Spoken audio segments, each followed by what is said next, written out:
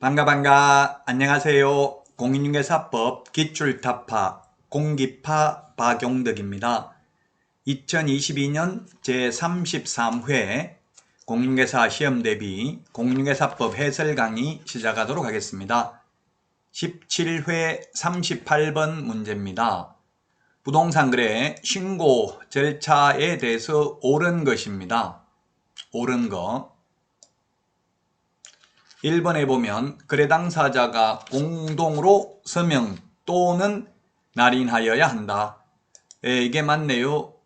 거래계약서와 확인설명서를 제외한 모든 서류는 서명 또는 날인입니다. 서명 또는 날인, 밋이 아니라 또는입니다. 그래서 신고서에 서명 또는 날인은 공동으로 하고요. 제출은 한 명이 제출하면 된다라고 서식에 나와 있습니다.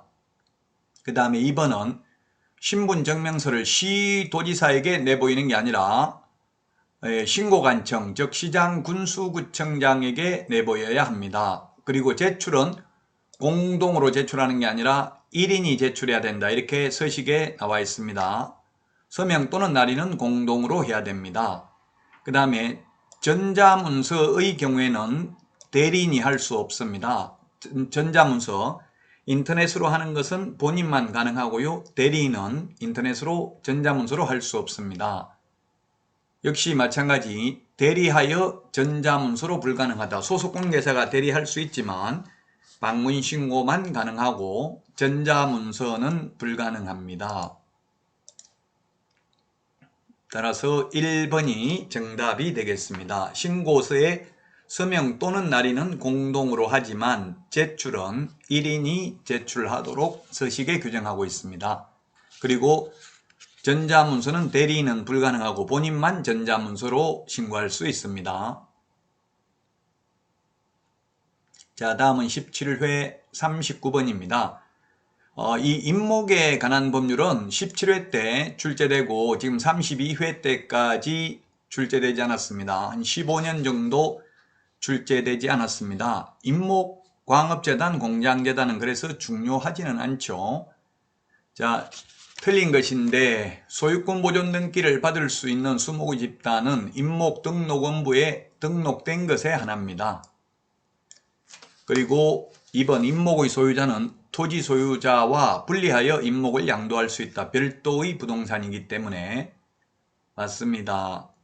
자, 그 다음에 3번 임목을 목적으로 하는 저당권의 효력은 임목을 벌채한 경우에 그 토지로부터 분리된 수목에 대해서는 미치지 않는다 했는데 이 3번이 틀렸습니다. 만약에 분리된 수목에 대해서 미치지 않는다라고 하면은 나무를 베어내는 순간 저당권자가 불측의 피해를 입을 수 있겠죠. 따라서 분리된 수목에 대해서 미침으로 그 분리된 나무 판매 대금을 저당권자가 먼저 받아갈 수 있다는 이야기입니다. 미치지 않는다 틀렸습니다. 3번 미칩니다.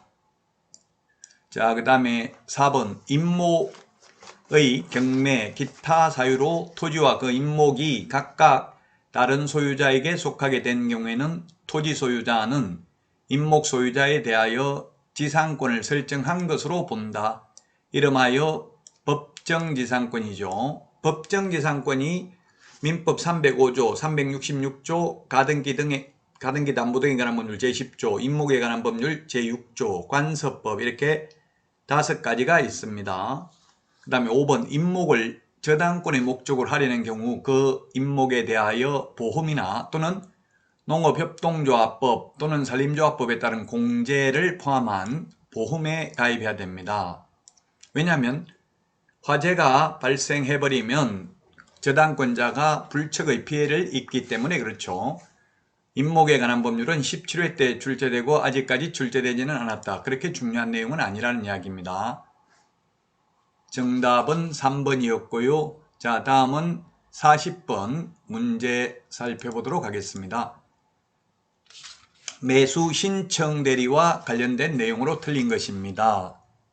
1번 매수 신청 대리인이 되고자 하는 개업공개사는 중개사무소가 있는 곳을 관할하는 지방법원장에게 매수 신청 대리인 등록을 해야 된다. 예, 그렇습니다. 지방법원장에게 중개사무소 개설 등록은 등록관청인 시군구에 해야 되죠. 예, 그래서 1번은 맞고요. 그 다음에 2번은 매수 신청대리인 등록을 하고자 하는 개업공개사는 등록 신청일 전 1년 이내에 지방법원장이 아니라 법원행정처장이 지정하는 교육기관에서 교육을 받아야 됩니다. 법원행정처장입니다. 따라서 2번이 틀렸습니다. 중개업을 위한 실무교육은 시도지사가 실시하죠. 그런데 매수신청대리 실무교육은 법원행정처장이 지정하는 교육기관에서 교육을 받아야 되고요. 법원행정처장에게 매수신청대리인 등록을 위한 실무교육 지정 승인 요청을 할 수 있는 곳은 대학전문대 협회만 가능하고 공기업 또는 준정부기관은 불가능합니다. 자, 그 다음에 3번입니다. 개업공개사는 매수신청대리 행위를 함에 있어서 매각장소 또는 집행법원에 직접 출석해야 됩니다. 네, 그렇죠. 한국자산관리공사에서 실시하는 캠코 압류부동산 공매의 경우에는 onbid.co.kr 전자입찰만 합니다만은 이 경매의 경우 반드시 법정에 직접 출석을 해야 됩니다. 자, 그 다음에 4번 매수신청대리인으로 등록을 한 개업공개사는 동일한 부동산에 대하여 이해관계가 다른 2명 이상의 대리인이 되는 행위를 하여서는 아니 된다. 왜냐하면 경매라는 것은 최고가 매수신고인 1등 1명을 뽑는 거잖아요. 1등 1명을 뽑는데 두 사람에게 내가 1등 시켜줄게 이렇게 해버리면 그건 사기잖아요. 그래서 2명 이상을 동시에 대리하는 거 안 됩니다. 자, 그 다음에 5번 개업공개사는 매수신청대리에 관하여 위임인으로부터 예규에서 정한 보수표의 범위 안에서 소정의 보수를 받는다. 이때 보수 외의 명목으로 돈 또는 물건을 받거나 예규에서 정한 보수 이상을 받아서는 아니 된다. 이게 이상이라는 말이 논리적으로 보면 모순이죠. 논리적으로 보면 초과해서 받아서는 아니 된다. 이렇게 해야 됩니다. 이상이라고 하면 법정 보수가 100만원인데 100만원 이상 못 받는다 하면 100만원도 못 받는다는 이야기죠. 지금 이건 입법의 불비인데 제가 법원 행정처에 건의를 했는데도 이걸 바꾸지를 않고 있네요.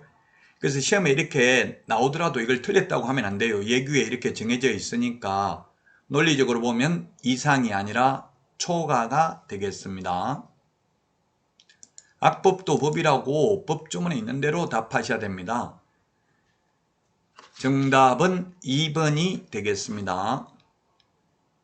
여러분 수고 많으셨습니다. 다음 시간에 찾아뵙겠습니다. 안녕히 계십시오. 안녕.